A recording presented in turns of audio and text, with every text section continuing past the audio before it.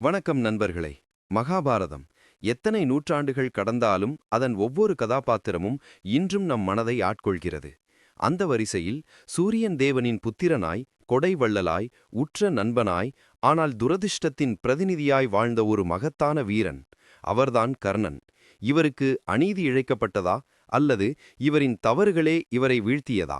இந்த கேள்விக்கான பதிலை தேடி மகாபாரதத்தின் ஆழமான பகுதிகளுக்குள் நாம் பயணிக்க உள்ளோம். நிச்சயம் இந்த காணொளி உங்களை கட்டிப்போடும். முழுமையாக காணத் தவறாதீர்கள்.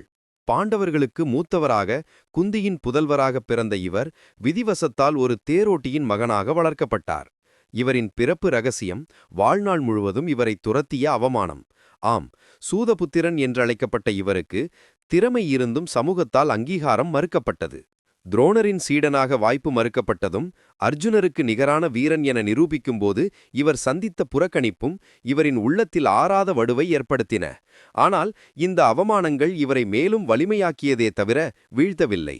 இவரின் திறமையை முதன்முதலில் அங்கீகரித்து அங்கதேசத்தின் மன்னனாக்கியவர் துரியோதனன். அந்த நன்றிக்காக கர்ணன் தன் வாழ்நாள் முழுவதும் துரியோதனனுக்கு விசுவாசமாக இருந்தார். இந்த நட்பு கர்ணனின் வாழ்க்கையில் ஒரு திருப்புமுனையாக அமைந்தது. ஆனால் இந்த விசுவாசம் இவரை சில தவறான முடிவுகளை எடுக்க தூண்டியது. திரௌபதியின் துகிலுரிதலின் போது அவர் மௌனம் காத்ததும், பாண்டவர்களை அவமதித்ததும், கிருஷ்ணரின் அறிவுரைகளை புறக்கணித்ததும் இவரின் தர்மச்சாய்வுகளை காட்டின. இவரின் அகந்தையும் அர்ஜுனன் மீதான பொறாமையும் இவரை சில சமயங்களில் தவறான வழியில் செல்ல வைத்தன. கர்ணன் ஒரு கொடைவள்ளல், சிறந்த வீரன் என்பதில் ஐயமில்லை.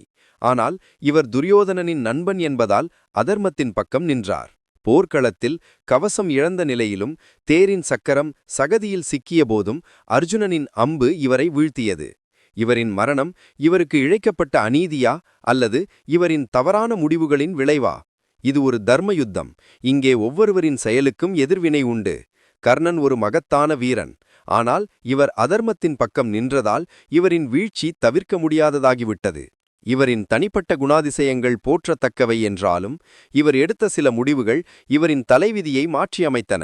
ஆக கர்ணனுக்கு அநீதி இழைக்கப்பட்டதா அல்லது இவரின் தவறுகளே இவரை வீழ்த்தியதா என்பது ஒரு பெரிய விவாதம்.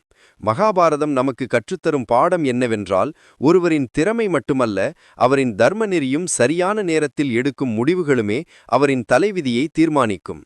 கர்ணனின் இந்த கதை நமக்கு பல கேள்விகளை எழுப்புகிறது. அடுத்த காணொளியில் மகாபாரதத்தில் அர்ஜுனன் ஏன் சிறந்த வில்லாளனாக கருதப்படுகிறார், அவரின் வெற்றி ரகசியம் என்ன என்பதை விரிவாக பார்ப்போம்.